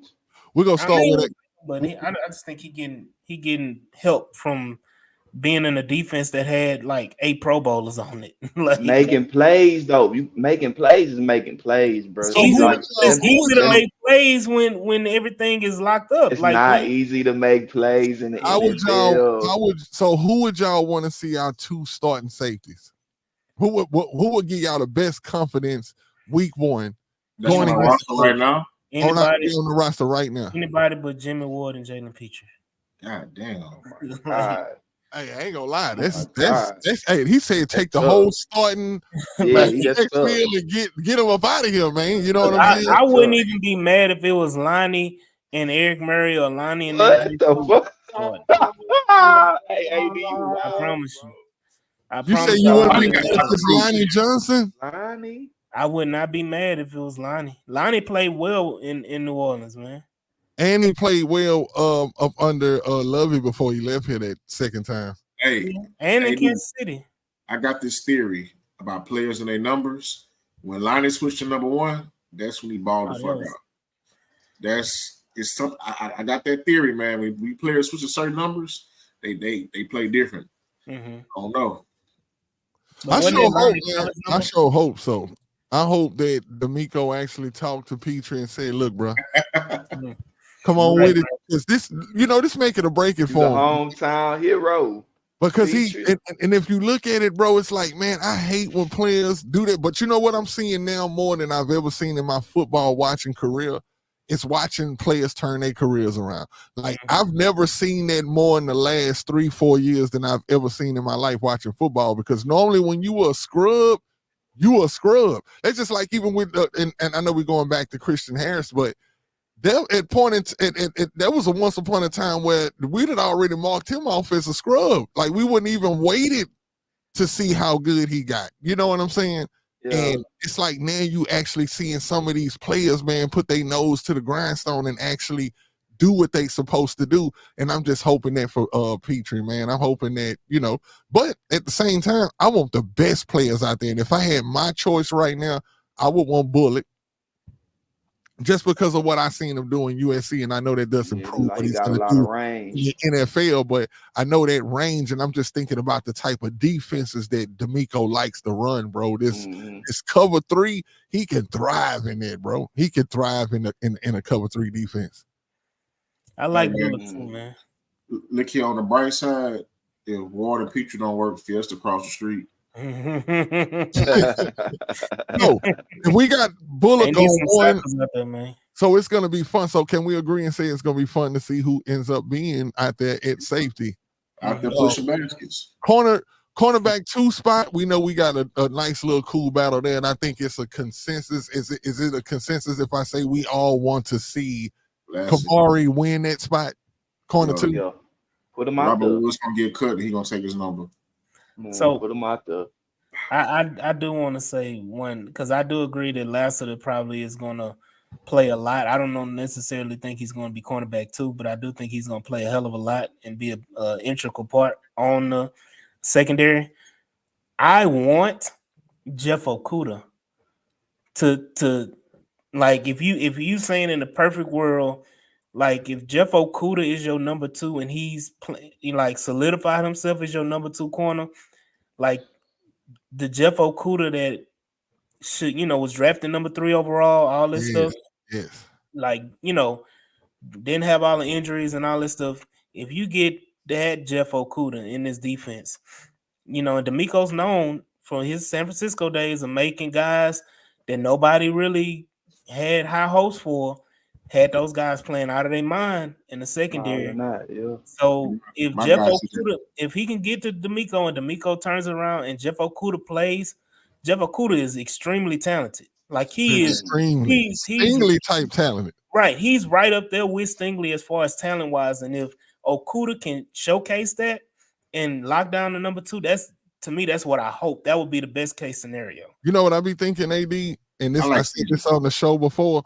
I like him. I said, man, I compare Okudah, right? Because I first and foremost, let me say this. I agree. I've been on this show and actually said that I want Okudah to be the number 2 because of his talent. And if he's totally got the injury thing out of his head and not worried about that Achilles at all, and he's like trusting in it, and it looked like, man, I'm telling y'all, go look at those Atlanta highlights.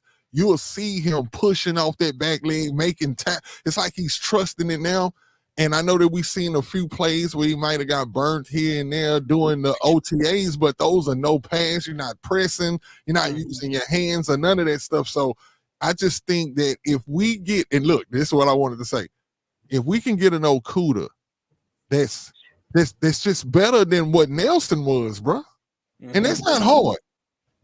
That's not hard to be better than what Nelson gave us. And Nelson, I know a lot of people, especially Shep, like to say that Nelson wasn't that bad for us last year.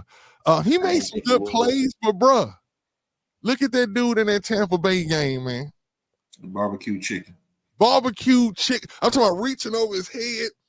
It's what's the name was doing him so much like a little boy to where it's just like he was just catching the ball and not pointing it like you just can't catch it. You can't reach up here, little boy. You can't grab it. And since he called Coach Milk Dud Head, and I'm the president of the Milk Dud Head clan, you know what I'm saying? I really just felt like, we need to get dude off the team because all year, bro, I've been saying that dude was overachieving. And y'all thought that I remember saying that. I said, man, Steven Nelson is overachieving. Y'all was like, what? No. Dude's he's an overachiever, bro. He's not really all of that, bro. He's all right. But just imagine if we can get a competent Jeff Okudah out there, he's gonna be way better than what we had in Steven Nelson, bro. Way better. And that's all we need. But like you say, in a hypothetical world, if we do get a 85% Jeff Okudah of what he was, bro, you talking about a light side secondary as far as the corner positions will go. And what will be so dope about it is you got 2 number 3s. You got actually 2 former number 3 picks. So I thought that was dope. You know what I'm saying? Yeah. So, what was CJ? What was CJ picked at? CJ who? Henderson? 10. I think it was like 10 or 9. 9 or 10. He was top 10. I think he was 9. Yeah, he was the top 10 corner though. Mm-hmm. Now, CJ, I'm not gonna lie. People saying CJ stepping up, and I think the same thing. We could say the same thing I just said for Okudah. We could say the same thing for CJ.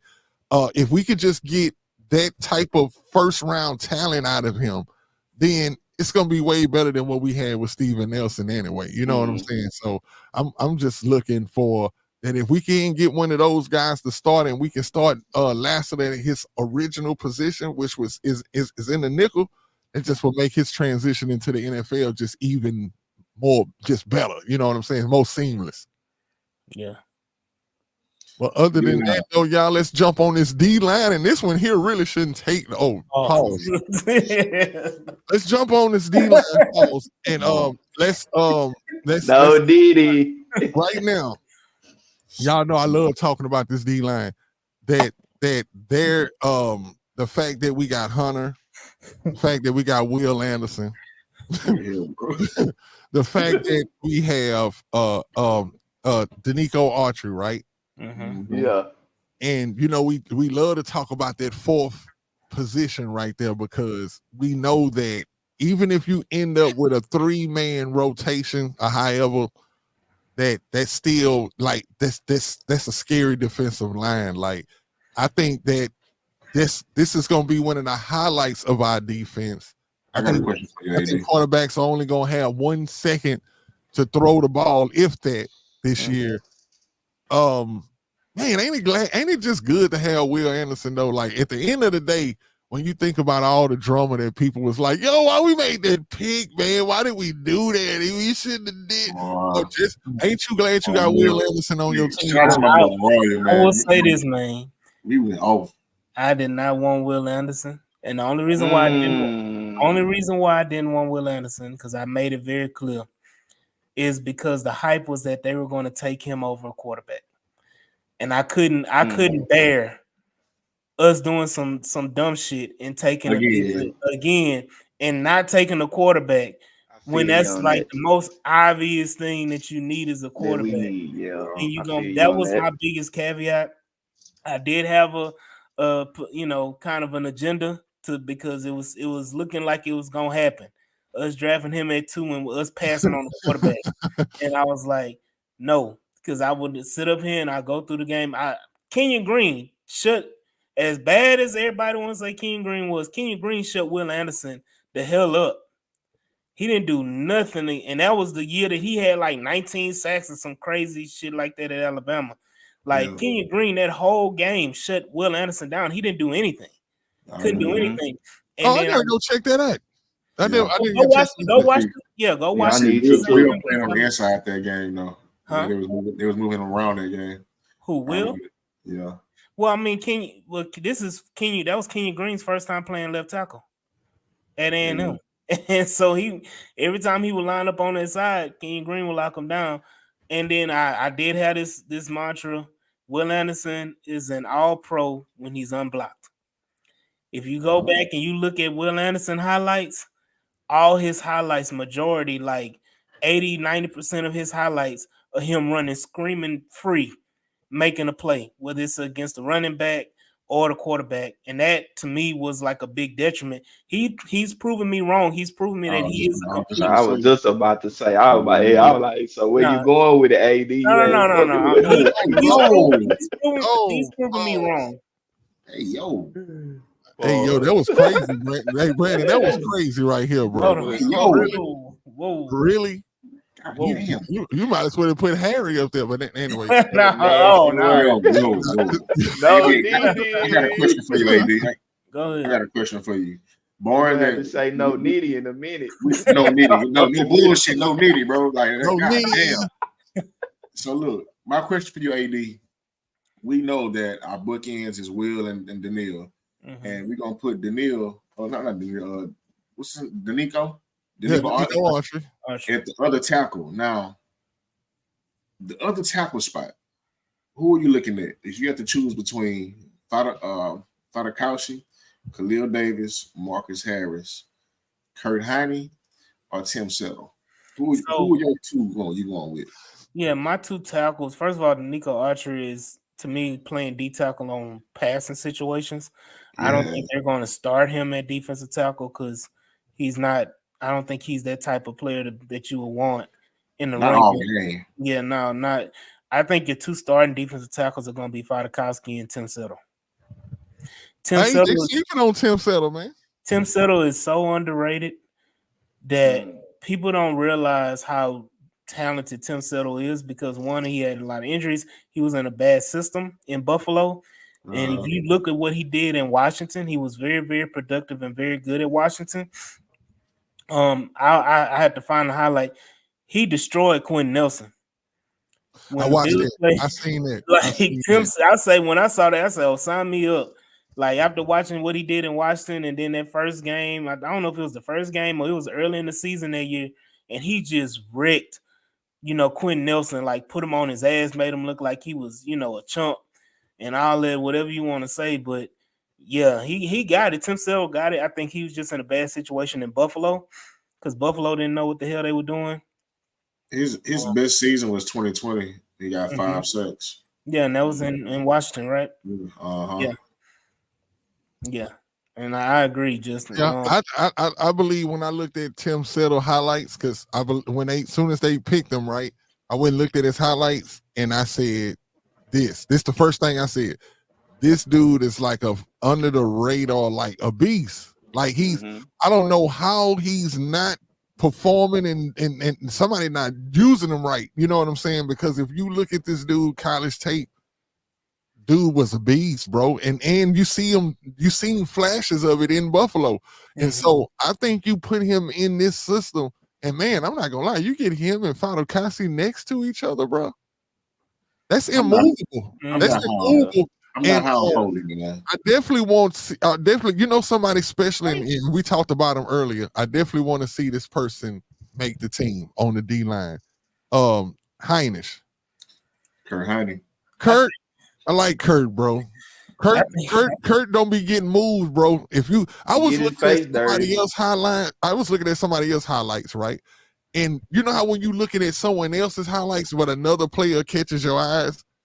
That's what I noticed about Kurt Heinisch, bro. I was like, man, and I knew Kurt was good coming out of Notre Dame, but last year, bro, dude was unstoppable on some of them plays that he was in there, bro. The offensive line could not move him. You'll see all the rest of the line move, and Kurt just not on the screen.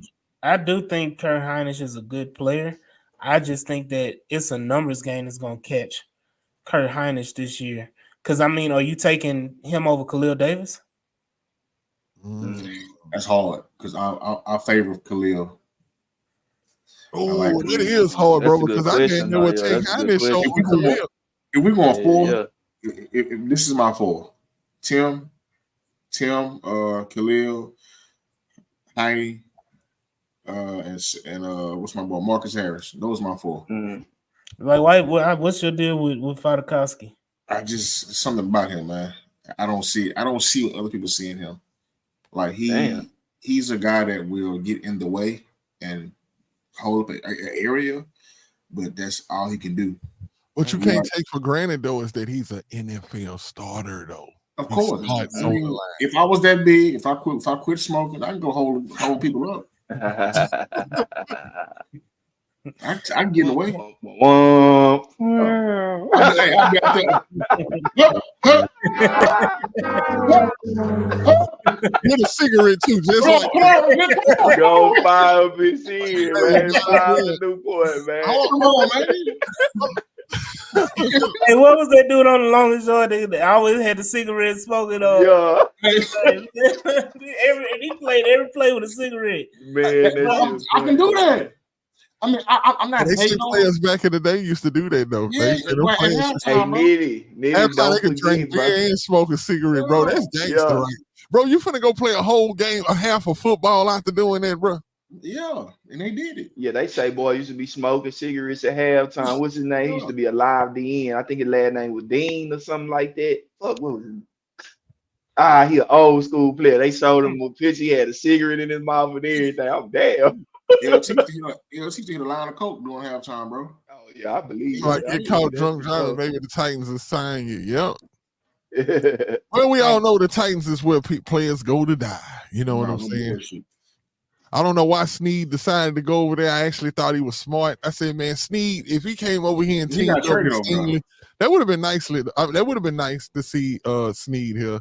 I mean, he got traded though. He didn't ask for it. Yeah, so this is the thing when people talk about that and big time, big name guys, even the Marcus Lattimore thing, we not paying. We got to pay Stingley, and you know, I would rather pay Stingley than cop for big money right now to a Lattimore or a Snead or something right now, and then because you're going to lose one of them, and that's the thing, like. What happens, like the way they structured Hunter's contract works out perfectly because as soon as Hunter's done, you paying Will Anderson. Exactly. And then by that time you got somebody else developed for that, you know, that happens in the draft. Facts. Which when it comes to Nick Caserio, bro, man, I got a lot of faith in dude when it comes to draft. Ever since his first draft. I mean, I'm gonna be honest with y'all, even when he picked Davis Mills, I did my research on Davis Mills. And Davis Mills was a good, put it like this, I even would have took a chance on Davis Mills if you looked at what his career and what his numbers and what his career had been up to that point. It looked like he had a very high trajectory. Like he didn't get a chance to start that many college games like they said, but you heard it once he was picked. They were like, yo, if he would have stayed in one more year, he was going to be probably looked at as one of the top quarterbacks coming out the next year. But and then the Nico Collins pick and all of that. We see how all of this stuff is just panning out. You know what I'm saying? Like it's better than what we could have thought at first. But as we get ready to close, I just want to say this. To all the fans out there, especially the new man, we got 1,400 people. Thank everybody for tuning in. If you haven't subscribed or liked this video or this live, make sure that y'all do. Everybody, we'd like to definitely welcome everybody from the H-Town Rundown family and stuff like that, man. We new to the scene right now, but thanks to guys like AD and all the other cool people in the Texas community, man, we kind of growing this community kind of quick, and man, we just thankful for that. We just like y'all, you know what I'm saying? At the end of the day, we super excited. I mean, this season can't come quick enough. I think the next show, since we doing the off season and stuff like that, I think the next show, man, we're gonna dedicate that next show to Andre Johnson, man. I think we should do a whole show to Andre, bro, because it's exciting as we are for this team, bro. I think what we don't want to forget is where we came from, right? Even though we always say we don't want to stay stuck in the past Texan stress, the past Texan stress disorder, but one thing that we cannot forget about, man, is that dude Andre Johnson, man, because we all know that at one point in time, Hall of Fame Drake. That's all we had, bro. Dre was literally our sword. Dre was our shield. Dre was when all the other teams around the league talking noise. And you know it, if you're a real Texans fan, it was once upon a time that the only thing we had to stand on is that we had the best wide receiver in the league. That's you can say we ain't have a quarterback, we ain't had no D line, we ain't had no corners, we ain't had no safeties, we ain't had no tight ends. You could say all of that, bro, but we all could stand strong and firm, bro, knowing that we had Andre Johnson on our team. And it felt good to be like, even though they never talked about the Texans on ESPN, NFL Network, but whenever they talked about the top wide receivers, our ball was up there. They always was talking about how good Dre is, man. Michael Irvin, all of them, man. Even though he wasn't getting all the shine that he was supposed to, bro. But that's our hero, man. That's my hero. I definitely, man, I think that him moving in closer into the front office and him going into the Hall of Fame, bro. Like I don't know if we give that enough. That, man, we actually got one of our own, man, going in. And I remember, I tell people this. I remember when I first heard it, man, I almost shed a tear. And seriously, because I'm like, yo, I felt like I was going into the Hall of Fame too, bro, because Dre didn't get a lot of accolades, bro. Dre didn't get to win that Super Bowl, bro. Dre, this is his Super Bowl right here, bro. And so I feel like that Hall of Fame game, man, I really want the Texans to go out and win. I want him to win. I want him to win that for Drake. We gotta do 2 shows for Drake. Even though I do not want to see CJ on that field, bro. If CJ is out there in the uniform on that Hall of Fame game, bro, somebody got in trouble. Especially if I'm out there in Canton, because I might be out there. You know what I'm saying? And if I'm out there, I better not see CJ in no uniform. I know he can wear the uniform, just no shoulder pads. And no help. Yeah, as long as he don't got no shoulder pads on it, we know he ain't hitting that field. But I see some shoulder pads, bro. Let me ask you this one before we get out of there. Before we get out of here, how do y'all feel if CJ don't play none this preseason? I wouldn't be mad. I wouldn't be mad at all. No. He has to play. I don't want that. Don't do that. Why does he appreciate that, DG, man? Man, he has to play because we gotta just get a lather on. You know what I'm saying? Guys go into the season, they ain't warmed up, they still got a little rust on them. Knock some of that rust out, bro. You seen Tom Brady play. You see when they play when they play a bunch of series and stuff. I need to see CJ in there, bro. I'm knighting CJ. You are the head of the team, bro. You are the captain of the team. You are the quarterback of the team. You are the guy. But what you mean, just like see him one, bro? Yeah, you need to run some series. Period, one series. Bro. Didn't they ask that question at the I need some Brady. They asked that question at the town hall with D'Amico and Nick Casario. They asked D'Amico specifically, will we see CJ in the preseason? and the way D'Amico answered, it ain't gonna happen. Like it ain't. So the thing about it, I understand what you're saying, Shep. Like you don't want him to come in rusty, but the worst, like we've seen it before. You try them out there, even if it's for one series or 3 downs. That boy, somebody come in and hit that leg and it's broke. Brett Favre. Season over with. And this is crucial. So I see why he even chanced it. No, that can happen week 1. It can happen week 2. I'd rather it happen week 1 than in the preseason. It'll hurt worse. Get a lather on you. Tom Brady is the GOAT. You see how he did in preseasons. We need the same. That's what I say. I want that work ethic. He only played like one series or whatever. But look, I'm gonna say this. CJ not playing is not gonna be. Tom Brady used to play the whole first half, even the third quarter. But CJ not playing is not a CJ decision. It's a Houston Texan decision. It's gonna be That's the reason why he won't play. Trust and believe CJ will want to play. CJ will want to be out there. But I'm telling you, the Houston Texans organization will not put their franchise quarterback in harm's way like that. Look at it like this, Shep. Oh my God, bro, y'all. I'm gonna make you feel better, bro. I'm gonna make you feel better. I'm gonna make you feel better. I ain't rocking with AD right now. Look, this. I'm gonna make you feel better. Pause. Notice this.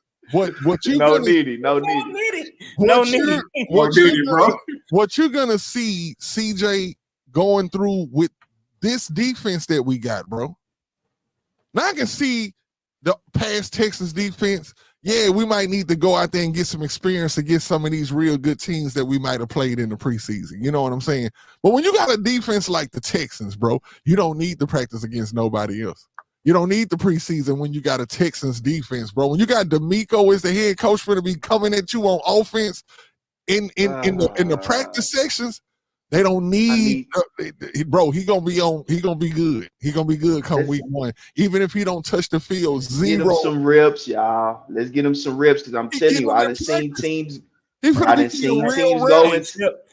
I done seen teams go into it and then be rusty. Hey, let him get some reps. But if the motherfucker get hurt in that preseason doing them damn reps, I'm gonna be right back on this motherfucker saying I told you so. Man, you gotta call plays to get the ball out of his hand fast, bro. Damn, CJ get hurt. It's really simple, bro. God forbid, hand bro. the ball off CJ, call some quick hitters, get them in the shotgun. Hey, CJ, they look like they finna throw that shit away, bro. Hey, for real, That's Brandon. it. Brandon say he want to see Case Keenum to Diggs. That's what I would want to see, even if it's Case Keenum to Hutchinson. I need CJ to Diggs. We got. That's what I'm saying. We got a new receiver. Y'all go build some rapport before we go into the real season. Hey, okay, here we go right here. I feel like these niggas play. No preseason games. First 2, no. Second 2, getting into the season 1 series. One series. I with that. Man, I just seen we almost went 2 out. Damn, we almost in 2 out. I just looked up at the thing, bro. Oh, yeah. Hey. Now we about to get ready to close out. So look, check this out, everybody. First and foremost, is it anything that y'all want to bring before I close out? Okay. CJ Henderson gonna play.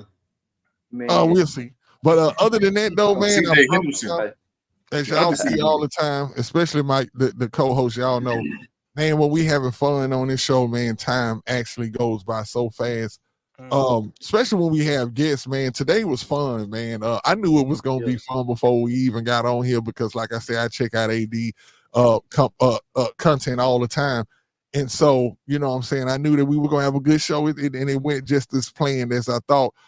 We'd like to thank you for coming through, AD, especially bringing through the H-Town Rundown crew, man, and all the fans. And again, man, we want to say RIP to C Royal. I always say, man, don't take these Texan seasons for granted, because it's not guaranteed that you'll see another kickoff, man. Like these are things, bro, that we kind of take for granted, bro.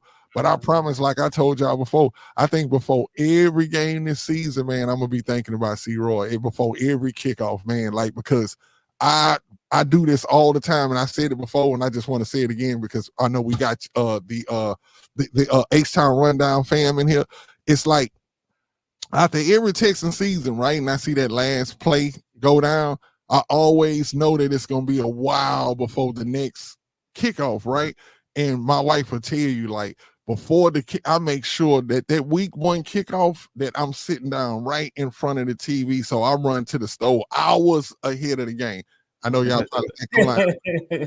I go to the store hours ahead of the game just to make sure I'm there. And I promise, when I hear that foot kick off that football the first time, man, I bow my head and I thank God, because I know that I don't take it for granted that, that I made it through the off season to see another football season, man. And this is, to me, is what's going to be one of the greatest, like, just like all of us, our fans are.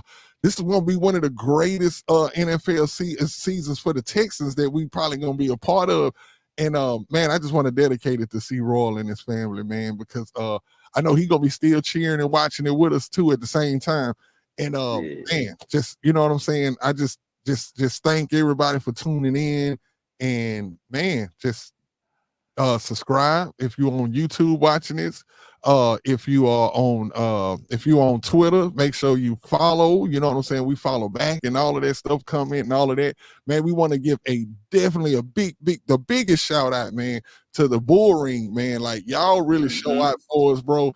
y'all come in and y'all had these comments coming in, bro, and it is like the dopest. It's like the dopest thing, man, to interact with y'all. That's one thing we say we really wanted to do in this show is to make sure that we interacted with the people. That's why I bring the comments in as we actually doing the show and not at the end, because I want y'all to it's like a live interaction with us and stuff like that. And man, we're gonna continue to bring this content. I know Pat and Shep was saying earlier that, you know what I'm saying, that we've been, you know, we thankful for the fact that we've been able to be consistent, and we're gonna continue to be consistent every Tuesday, every Thursday, 9 p.m. Man, this is where we are, and that's what we're gonna do, and that's just how it is. You know what I'm saying? And if it ain't nothing else that y'all guys want to bring, man, I'm gonna play the best theme song in podcast history right now. And salute to everybody. Salute to everybody that didn't subscribe. Salute to everybody that didn't like the show. And salute to my boy AD. Even though he been getting on my nerves a little bit, you ain't been rocking with everybody. I rock. And he was speaking the truth. Hey, he was it's all good, AD, man. All love, bro. Man. I appreciate y'all. Man. Much love. Thank you. Appreciate y'all. Thank y'all, man. Yeah, man. I appreciate you, brother. I thought you was gonna preach, but man, hold on. Nah. I ain't waiting time for preacher Shepherd to come out. But, hey, we got man, hey, I'm telling you, we got that preach. Hey, but hey, if you ever come on here, AD, and you want to give a rant, bro, I'm telling you, I'm gonna put that preacher music behind you. Well, it sound like I'm trying, hey, we be going down up in here, man. But other than that, though, bro, man, this was fun, man. This was definitely fun. Every guest, thankful for every guest that came on here. Patton, man, anything you want to say before we close up out of here, man? Streets. Draft dog activated. Well, hey, other than that though, y'all, man, it's been beautiful. We're gonna end this show with 1,463 people up in here. Oh, damn, bro! Shout out to the game. We litty. Appreciate you, man. Appreciate you, man. Hey, that's for AD. Let me stand up and give him applause, man. Yeah, man, that's the AD effect, man. Hey, we appreciate H-Town Rundown effect. Hey, y'all catch us soon on H-Town Rundown. We will be over there real soon as we can get, we're getting this straight out with AD and stuff like that. And we'll definitely have AD back over here, man, because one thing that we didn't get to talk about, but we're going to talk about as soon as you come back the next time. And that's the chicken wars, because well, we definitely got it. Boys acting like Chicken Plus ain't the best thing smoking in Houston. That and Wingman. Hey, I'm trying to tell you, I don't know what this dude, what Patton talking about, but we'll get on that though, y'all. Up over there. I trust. Hey, we up out of here, man, y'all. We appreciate y'all, man. It's Texans on 3. Hey, yeah, we're gonna end this how we always end this too, man. Texans on 3, y'all. 1, 2, 3, Texans. Appreciate y'all. Yes, sir. Okay, let's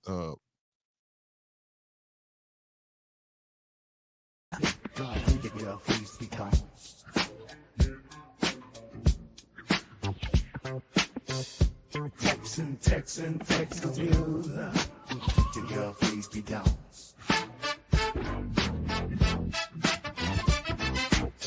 Texans on 3 is the best place to get your Houston Texans news. The other podcast will leave you confused.